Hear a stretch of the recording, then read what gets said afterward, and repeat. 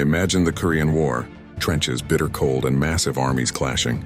Now picture something else entirely. Picture Mad Max, but on the 38th parallel.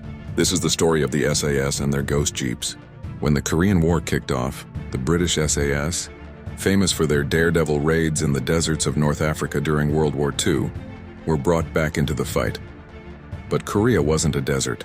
It was a brutal landscape of mountains and rice paddies. So did they change their tactics? Nope. They doubled down. They took standard Willys jeeps and turned them into instruments of pure chaos. They stripped off everything non-essential, windshields, doors, any hint of armor, to make them as light and fast as possible. Then they bolted on a terrifying amount of firepower, twin Vickers K machine guns, the same kind used on bomber aircraft, capable of spitting out over 1,000 rounds a minute. These weren't patrol vehicles, they were land-based fighter planes. Under the cover of darkness, these jeep squadrons, usually just a handful of men, would slip through the front lines. They'd drive deep, sometimes dozens of miles into North Korean and Chinese-held territory. Their missions were simple: cause absolute mayhem and then disappear.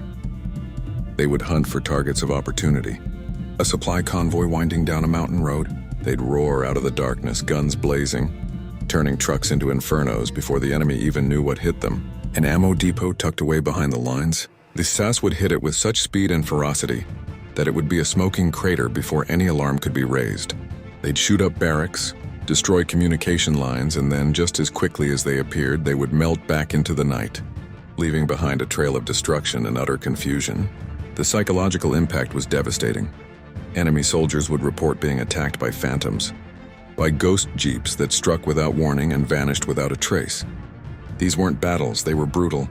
Surgical strikes that left entire units shredded and terrified. For the Allied forces bogged down in static trench warfare, the stories of the SAS Jeep Raiders were a massive morale boost, proof that a few determined men could still raise hell and sow fear deep in the heart of the enemy.